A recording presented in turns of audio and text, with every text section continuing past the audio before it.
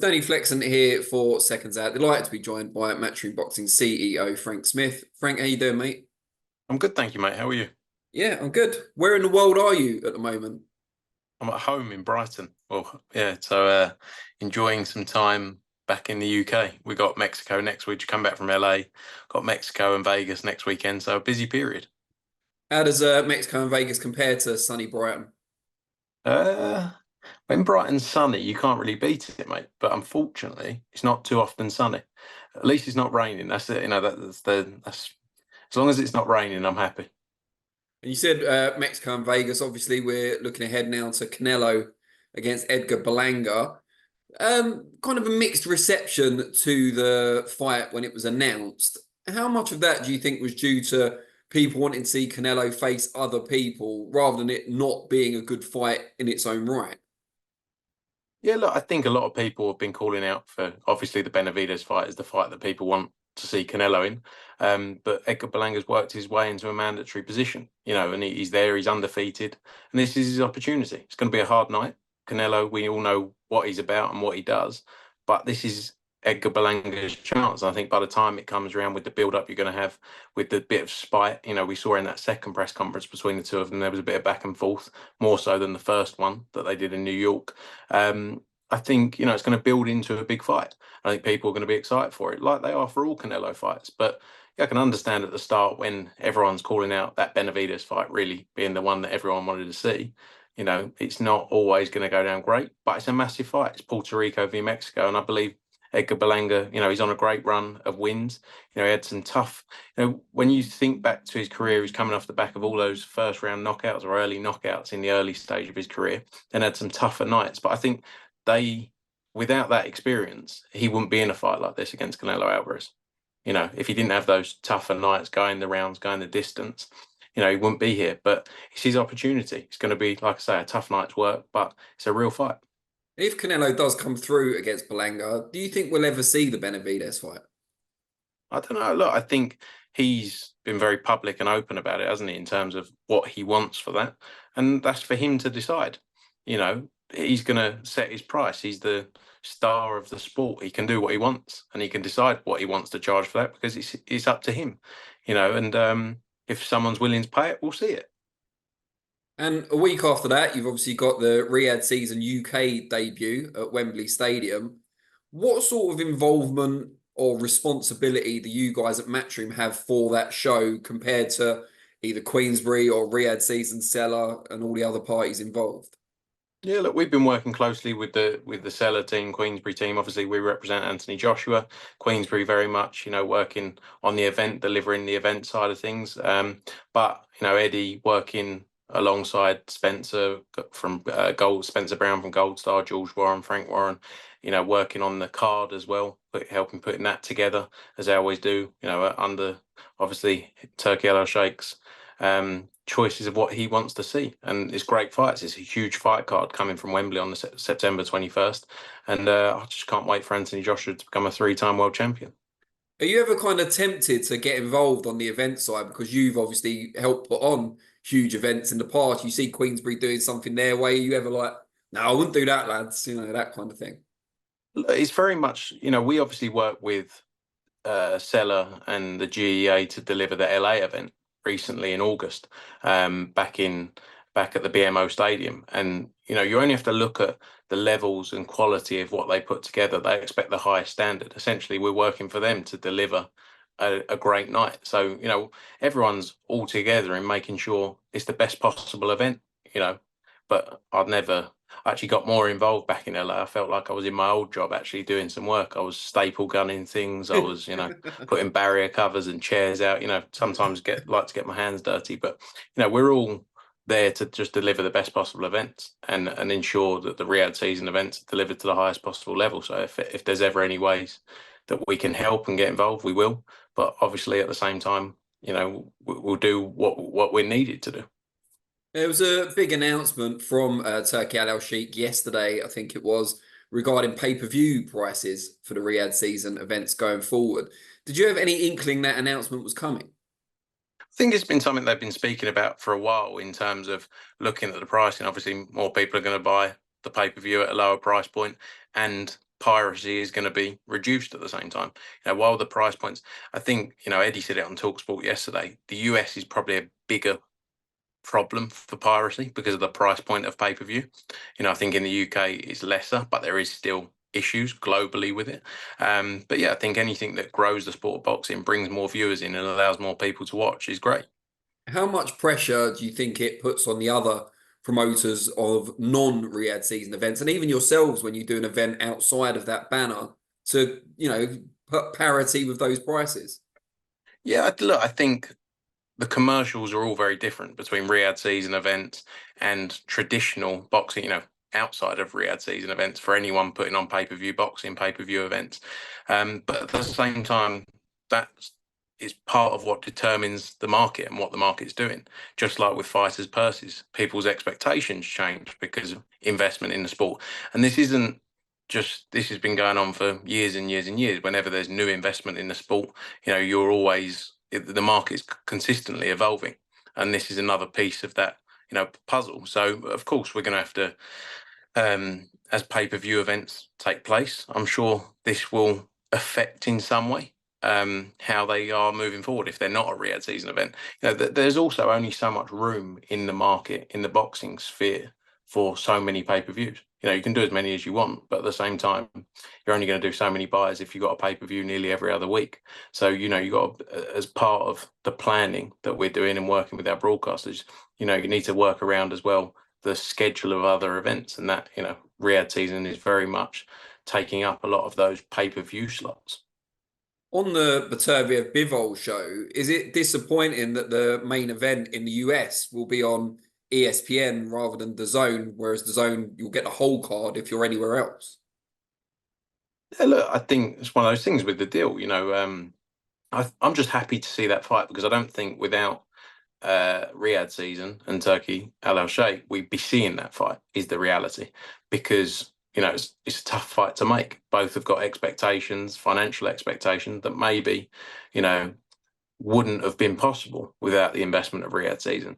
So I'm just glad to be seeing it. And our man Dimitri Bivol, come October 12th or October 13th in Saudi, is going to be the undisputed champion of the world, and then we'll work on what's next for him. But yeah, I'm just happy to be seeing it wherever it is.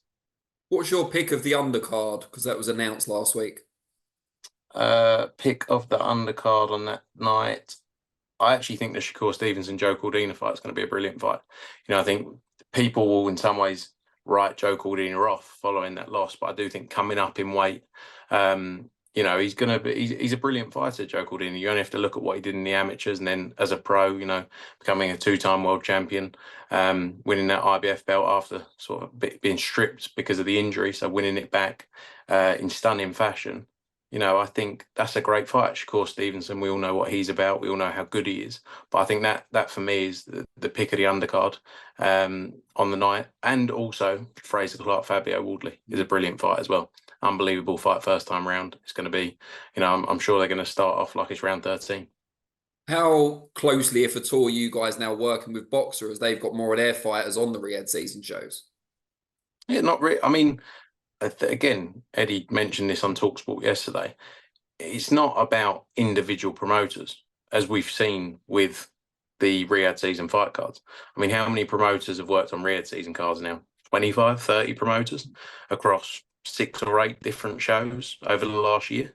So it's not about individual promoters, it's about fighters that they want to give the opportunity to, individuals that they want to get. And also it's a lot of, over those cards, there have been names that have been sort of featured on multiple occasions. So fighters that are liked and performing, they put in a good performance and they get opportunities again. So, the great thing about Riyadh season is promoters are all getting involved, regardless of, it's about the fighters themselves and what fighters they want to see and what fighters make sense. And you talked about Stevenson Cordina there. I saw a bit of criticism online that Cordina had kind of been served up as some kind of sacrifice to bring Shakur Stevenson into the Matchroom fold. How much of an attraction to joining Matchroom was having that fight already in place on that show? No, not at all. That was, it wasn't planned that would be the fight. There was multiple fights we were looking at. And again, as with all Riyadh season cards, essentially Seller and Turkey Al Sheikh decide the fight card. And he's obviously seen Joe Cordina has been on the when he fought Anthony Kakachi, fought in Saudi. You know, Shakur Stevenson was a fighter that I think he'd looked at, and he wants the best fighters in the world to take part in these, you know, these events. So it was in no way, oh, Shakur's going to come and sign with us because he can get the Joe Cordina fight. There was nothing to do with it.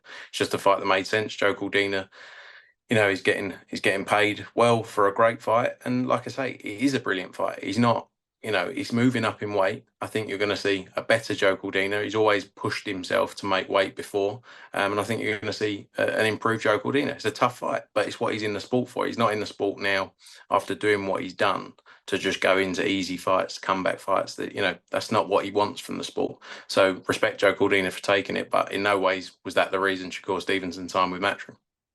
You've been one of the biggest advocates for a Conor Benn, Chris Eubank Jr. fight. Eubank Jr. returns on that undercard that we've just discussed against Kamil Zerameta.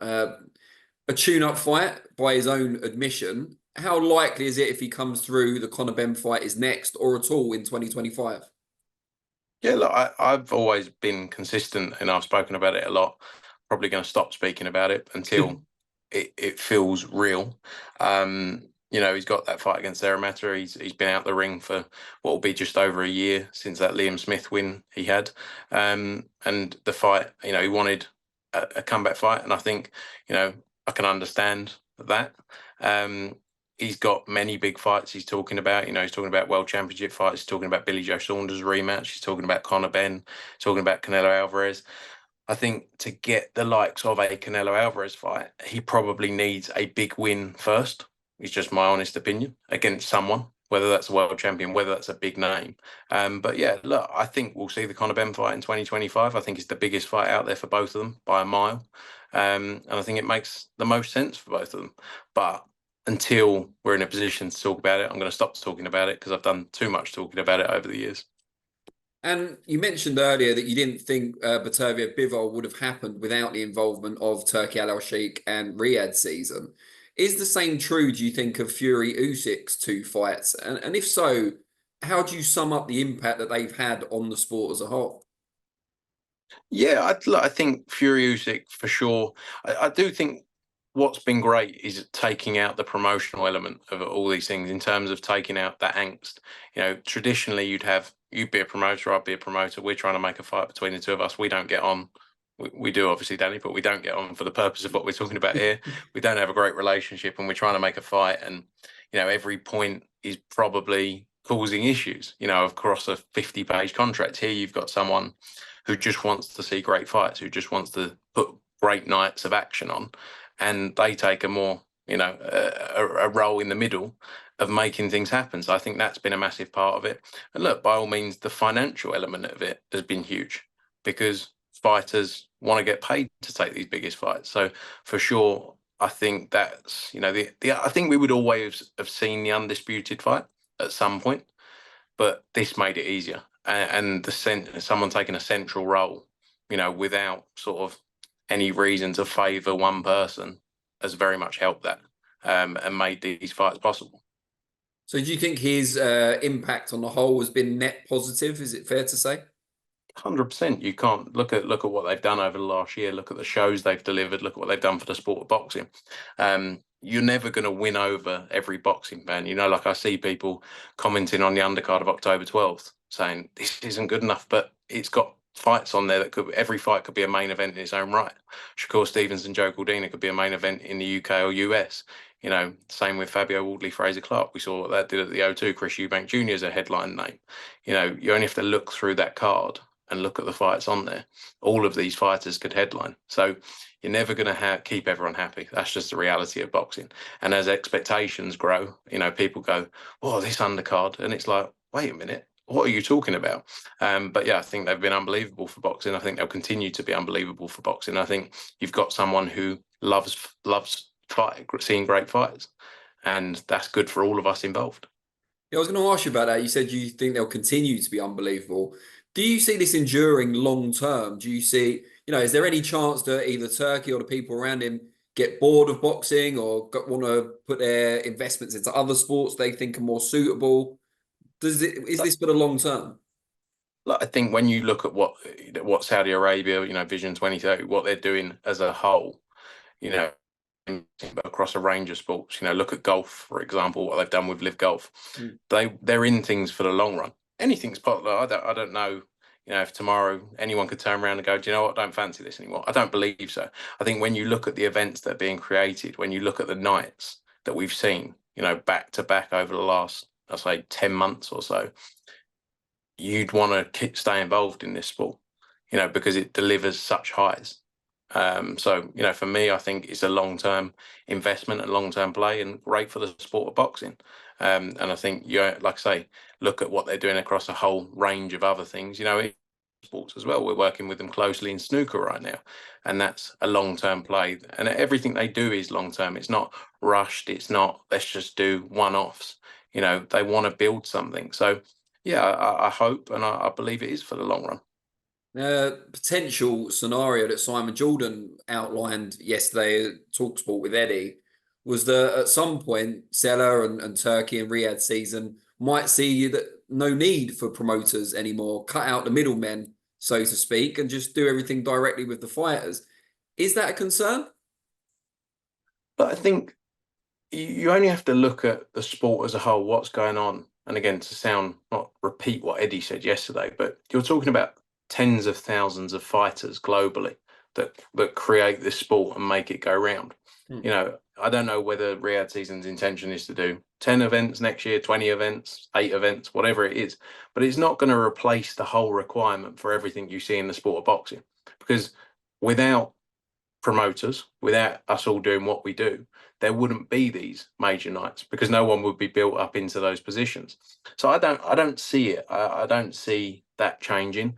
And I think you also see with formats like the 5v5, and people will moan about it, but look at the hype that was built between two promoters, essentially a rivalry that's gone back 30, 40 years because of two promoters, and fighters got a bigger opportunity off the back of that, and I think promoters will always be needed, and I think we'll always serve a purpose. And I think there will always be, like I say, there's always going to be more than 10 or 15 huge nights for the sport. You need thousands of boxing. There's thousands and thousands of shows of boxing that take place around the world.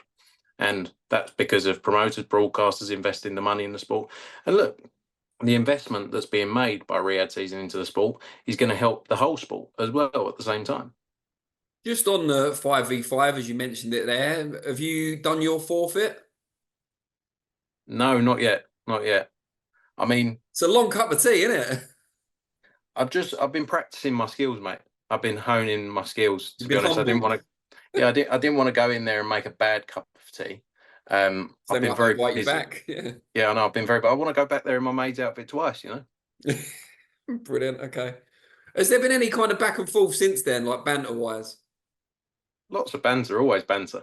I mean, look, the relationship has changed very much now, where it's, we never had a relationship, is the reality in the past. Now it's a good relationship and it's good for the sport of boxing. I'm not going to sit here and say, without Riyadh season, would this have happened? Maybe not. Probably not. That's the reality of it. But it's been positive. Again, when you look at net positives, I think that's a positive that's come out of it. We can make great fights between us, not just on Riyadh season events, but between us on our shows. That's great for the sport of boxing. And having that relationship is beneficial. And the relationship has changed completely. Who would have thought we'd sit down and have dinner together, have a drink? Like no one would have ever said that. So, it's in a good place. With that in mind, if Riyadh season did decide to, sail off into the sunset, go into other ventures, as we discussed earlier, do you think the close relationship between Queensberry and Matchroom carries on? Yeah, I think so. I think because now that, again, we didn't know each other really to have a lot of the things that were said were off the back of, interviews, comments made, then you'd respond, and it would not blame, but it would just create sort of dislike that just built up and built up and built up. I'm not saying we didn't dislike each other, because we were both saying things, but you didn't know each other to actually have an opinion on each other. You just had this back and forth where you'd say, he said this, and then you reply, and then say you're a T-boy, and then I'd say something, and it would just be non-stop. And I think, yeah, for sure, now there is a relationship there.